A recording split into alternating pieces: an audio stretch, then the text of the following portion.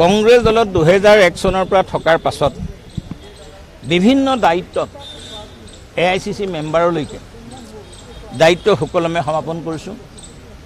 মোৰ নেতৃত্বৰ সময়ছোৱাত যেতিয়া NSY ইনচাৰ্জ আছিলোঁ, কটন ইউনিভাৰ্চিটিত NSY শক্তিশালী কৰি তুলিছিলোঁ আৰু সকলো সময়তে কংগ্ৰেছৰ যি মোৰ ওপৰত দায়িত্ব আহিছিল, হিমন্ত বিশ্ব শৰ্মা ডাঙৰীয়াৰ লগৰ এগেইনষ্টেড যেতিয়া মই নিৰ্বাচনত প্ৰতিদ্বন্দ্বিতা কৰিব লগা হৈছিল, মই তেতিয়াও নিৰ্বাচনত প্ৰতিদ্বন্দ্বিতা কৰিছিলোঁ।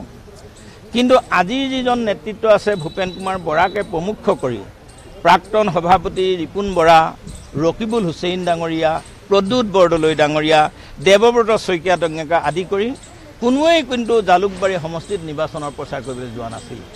তো মই ক'ৰবাত Congress and BJP hand in gloves অনুভৱ কৰোঁ আৰু তাৰ কাৰণেও মই বঞ্চিত হোৱা বুলি মই অনুভৱ কৰোঁ।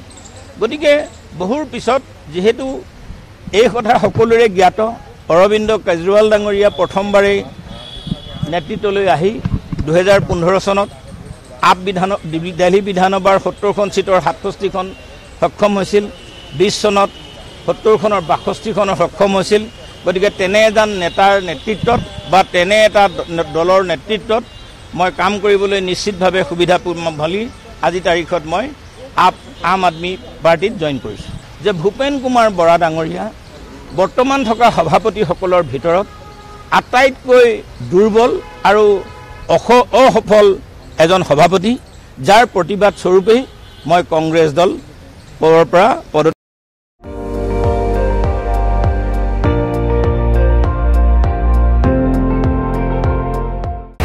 আপুনি চাই আছে ND24, সৰ্বশ্ৰেষ্ঠ নহয় সৰ্বোত্তমৰ দৌৰ।